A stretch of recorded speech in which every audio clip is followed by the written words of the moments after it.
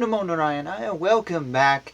It's a rainy day here, so a good day to do some recording, though you're going to get some sound effects in the background. If you hear any noise, that's cars outside the window that I have open. But you know how this station goes, or channel goes. The least fancy YouTube channel out there. But it's not about the channel. It's not about my looks. It's not about this amazing kitchen. We did get a new microwave, though. It's about God. It's about ourselves. It's about learning about true reality. And none of this really matters at the end of the day when compared to that. Anyways, we're working our way to the end of Canto 4. We are on chapter 27 today, attack by Candavega on the city of King Puranjana, the character of Kalakanya. The great sage Narada continued, "My dear king, after bewildering her husband in different ways and bringing him under her control, the wife of the king gave him all satisfaction and enjoyed sex life with him. The queen took her bath and dressed herself nicely with all auspicious garments and ornaments. After taking food and becoming completely satisfied, she returned to the king. Upon seeing her beautifully decorated, attractive face, the king welcomed her with all devotion. Queen Puranjani embraced the king, and the king also responded by embracing her shoulders. In this way, in a solitary place, they enjoyed joking words. Thus the king became very much captivated by his beautiful wife and deviated from his good sense. He forgot that the passing of days and nights meant that his span of life was becoming reduced without profit. In this way, increasingly overwhelmed by illusion, the king, although advanced in consciousness, remained always lying down with his head on the pillow of his wife's arms. In this way he considered woman to be his ultimate life and soul. Becoming thus overwhelmed by the mode of ignorance, he could not understand the meaning of self-realization, whether regarding his own self or the Supreme Personality of Godhead. In this way, the king, with his heart full of lust and sinful reactions, began to enjoy sex with his wife, and in this way his new life and youth expired in half a moment. One whose lifespan is great. In this way, King Puranjana begot 1,100 sons within the womb of his wife, Puranjani. However, in this business he passed away half of his lifespan. He also begot 110 daughters. All of those were equally glorified like the father and mother. Their behavior was gentle, and they possessed magnanimity and other good qualities. After this, King Puranjana, king of the Pansala country, in order to increase the descendants of his paternal family, married his sons with qualified wives, and married his daughters with qualified husbands.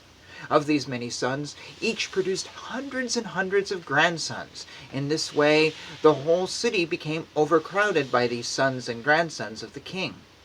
These sons and grandsons were virtually plunderers of the king's riches, including his home, treasury, servants, secretaries, and all other paraphernalia. The king's attachment for these things was very deep-rooted. Now, my dear king, Prasinabharisat, like you, King Puranjana also became implicated in so many desires. Thus he worshipped demigods, forefathers, and social leaders with various sacrifices, which were all very ghastly because they were inspired by the desire to kill animals. Thus, King Puranjana, being attached to fruitive activities as well as kith and kin, and being obsessed with polluted consciousness, eventually arrived at that point not very much liked by those who are overly attached to material things. In Gandhavara Loka, there is a king named Candavega. Under him there are 360 very powerful Gandhavara soldiers. Along with Candavega were as many female Gandhavaris as there were soldiers, and all of them repetitively plundered all the paraphernalia for sense enjoyment. When King Gandharva Raja, also known as Candavega, and his followers began to plunder the city of Puranjana, a snake with 5 hoods began to defend the city. The 5-hooded serpent, the superintendent and protector of the city of King Puranjana, fought with the Gandhavaras for 100 years. He fought alone with all of them, although they numbered 720. Because he had to fight alone with so many soldiers, all of whom were great warriors, the serpent with 5 hoods became very weak. Seeing that his most intimate friend was weakening, the king and his friends and citizens living within the city all became very anxious.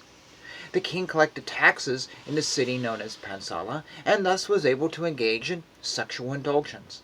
Being completely under the control of women, he could not understand that his life was passing away and that he was reaching the point of death. At this time, the daughter of formidable Time was seeking her husband throughout the 3 worlds. Although no one agreed to accept her, she came. The daughter of Time was very unfortunate. Consequently, she was known as Durbhaga, the ill-fated. However, she was once pleased with a great king, and because the king accepted her, she granted him a great benediction. When I once came to this earth from Brahmaloka, the highest planetary system, the daughter of Time, wandering over the universe, met me. Knowing me to be an avowed brahmachari, she became lusty and proposed I accept her. When I refused to accept her request, she became very angry at me and cursed me severely because I refused her request. She said that I would not be able to stay in one place for a long time. After she was thus disappointed by me, with my permission she approached the king of the Yavanas, whose name was Bhaya, or Fear, and she accepted him as her husband. Approaching the king of the Yavanas, Kalakanya addressed him as a great hero, saying, "My dear sir, you are the best of the untouchables. I am in love with you, and I want you as my husband. I know that no one is baffled if he makes friends with you. One who does not give charity according to the customs or injunctions of the scriptures, and one who does not accept charity in that way, are considered to be in the mode of ignorance. Such persons follow the path of the foolish. Surely they must lament at the end. O gentle one, I am now present before you to serve you. Please accept me, and thus show me mercy. It is a gentleman's greatest duty to be compassionate upon a person who is distressed." After hearing the statement of the daughter of Time, Kalakanya, the king of the Yavanas began to smile and devise a means for executing his confidential duty on behalf of Providence. He then addressed Kalakanya as follows. "After much consideration, I have arrived at a husband for you. Actually, as far as everyone is concerned, you are inauspicious and mischievous. Since no one likes you, how can anyone accept you as his wife? The world is a product of fruitive activities, therefore you may imperceptibly attack people in general. Helped by my soldiers, you can kill them without opposition. Here is my brother, Prajvara. I now accept you as my sister. I shall employ both of you, as well as my dangerous soldiers, to act imperceptibly within this world." Thus ends chapter 27. This was a confusing chapter with a narration that didn't work, as though something was added or changed or removed. It starts off really good with a really great point about sex, and I'm going to return to that in a moment. And then it talks about being attacked and the great snake fighting, and then that's it. The story literally ends. They're all afraid because the snake is weakening, and the next thing we know, the king is collecting taxes. There's something missing here. The story just to completely end like that. I mean, they're just fighting for 100 years and the snake weakens, and what happens? It's so weird. And then the daughter of Time shows up. I really question this. This book, while it's not the greatest literary thing ever, far from it, does a better job, usually, though there are moments where things are just brushed over, almost like a story's been put together or lost or something. So that was very strange. And then we have the daughter of Time showing up. It's almost like there's 3 stories in this chapter. I don't know, it doesn't make sense to me. Anyways, let's go back to the first point that I mentioned, and that is sex. So, one thing behind this channel is I believe that these ancient texts, whether they be the Word of God, whether they be a messenger of God, or an interpretation of something, whatever, whoever, I believe there is value in these texts 2,000 years later, 500 years later, 3,000 years later, whatever it is. These texts that were written in a different time and place, I believe, for the most part, there is value here for our modern world, which is, well, I don't know when you're watching this. I'm recording this in late 2022. This video will not go live until 2023. I can only imagine what's going to happen in the next year, because looking back over the previous few years, didn't imagine that. The world is in a weird, strange place. The world is a very dark place. It's actually always kind of been dark. Sometimes seems like it's getting darker and darker, which makes the Kali Yuga prediction written in these ancient texts true. Unlike the Christians who keep praying for God to appear, it seems like the Hindu approach to the future is more accurate. It's becoming darker and darker.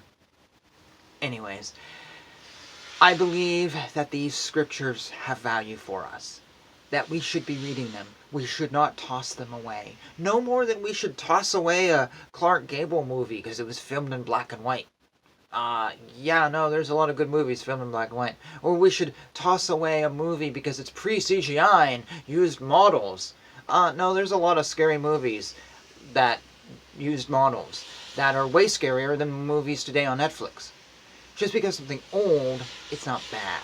Just because, I don't know, Guns N' Roses is now a classic rock band, or Nirvana is a classic rock band, which is insulting to me because they were very much alive and well in my youth, doesn't mean they're bad, Doesn't mean it should be tossed aside, but we tend to do that. We tend to toss aside things. And a book like the Srimad Bhagavatam, that's 12 volumes. Really, how many of us are reading this? Very few. That's not true. I think there's probably more people reading this than there is the complete Ramayana or the complete Mahabharata, which is actually really hard to find in English. But there's value here. There really is, to me, great value in these texts. We can learn from them. And that's why I have created this channel, because I feel like I can learn from them, and you can learn from them, and the world can learn from them, and they should be shared, even if you're not necessarily Hindu, or follower Sanatana Dharma, or something related to it. Point, in fact, is the beginning of this chapter, where it's talking about the king getting a sex life with his wife. There's nothing wrong with that. We all like sex, or we think we like sex, or we don't, or some feeling about it. Well, there's nothing wrong with that. This is his wife. He is free to have a sex life with her if that is their choice. But according to this book, that is his life. It just becomes one big, all day long, let's do it. And that is not a healthy life. I will actually speak from experience here. I have an ex-girlfriend, lovely young lady. This was like 10 years ago. She's married now, has a kid. Haven't talked to her in years, but good for her. We were together for a few months and had sex all the time. I mean, all the time. Multiple times a day. Every time we'd see each other. There really actually wasn't anything else to our relationship. We would go out and do some outdoorsy activities and, take a few hikes. And we had a good time, but always came back, had sex. And funny enough, when the relationship ended, I was kind of sad. She was, well, I won't go there, but I had gotten used to her company. But I found that about a month after she left me, I wasn't thinking about her. And I actually never really had any, amorous feelings for her either. I realized I liked her, I enjoyed the sex, and then I also began to realize that even though I thought I enjoyed the sex, it really wasn't great sex. It was literally just like, we had nothing in the relationship, so we just fucked. Not even necessarily that great. It was just like, it's a rainy day, so you put a hat on. You have a relationship, so you screw. It was so empty. And I realized that while this relationship had helped me on some level, because I had just come from a bad situation, really bad situation in my life, where I felt my soul was gone, and it was good because she helped me out, it wasn't fulfilling. I wasn't gaining anything by it. I wasn't having any real romantic feelings. there wasn't even a relationship that was really developing there. She dumped me and went on to other guys, then eventually met her husband, and I went on to a much better relationship, eventually met my fiance, and had a true wonderful relationship. And the other thing was, during the 6 months, I didn't actually do anything with my life. Yes, we'd sit around and we'd make dinner and we'd have little things that were okay and, passing the time, and I went to work every day and I met some of her friends and that was fine. I didn't personally create anything. I didn't play any music. I put my guitars in storage. I didn't write anything on my books. Actually, come to find out, some books that I had written needed to be redone. The sales were shit, and it was my own fault. I messed up, and I waited a year to redo them, and I lost a lot of sales because of that. And once I redid them, my sales just went right up. But I hurt myself, but I didn't care. I was all into this, yeah, this is great, after kind of not having anything for a long time. So I have been exactly right here. Now, we didn't have kids, we didn't have abortions, we didn't have anything like that. We were way safe. I didn't end up with, what does it say, 1,000 kids or whatever insane number it is. It was just completely empty. Because life is not meant to just to screw all the time. It's meant for more, and it's meant for creating. And while, yes, this was an important thing for me to get from place A to place C, it really was meaningless. I have spoken to other people confidently who have had relationships that were just sex. And all of them have come out saying, yeah, it wasn't worth it. It was just a waste of my time on some level. It was just passing of the time waiting for life to happen. Now, no talk of religion there, no talk of spirituality, no talk of God. I'm just referencing this book that says it's a waste of time. Really. There's more to life than just screwing. And I'm just giving my life. So as I mentioned before I started the story, whether you're Hindu or not, there's value in these scriptures. And there's the value.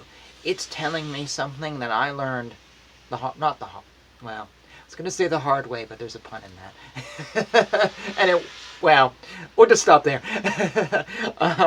But I learned it over 6 months, 10 years ago, something that's being written about in scriptures 2,000 years ago, or something like that. The world hasn't changed that much in all this time. It really hasn't. It really hasn't changed that much. If I can validate scriptures written in a different world, essentially, different society, and I go, yep, that's it. I got it. I saw it. I did it. That's why I read these books. And that was the best part of this chapter. The rest of it just was, I don't know. It was a little odd, but that's okay. I'm going to end it here. I hope you enjoyed that little personal diatribe. I don't think I've actually told that story to anyone, but so much time has passed, and that person's never going to see the video. And anyways, she may even agree if she saw it. And it's totally irrelevant because I have a wonderful fiance who I love more than anything in the world. But sometimes those examples are good to show the value of the scripture. So, thank you for watching. And next time we will start up chapter 28. And until then, Hare Krishna, Krishna Krishna, Hare Hare, Hare Rama, Hare Rama, Rama Rama, Hare Hare.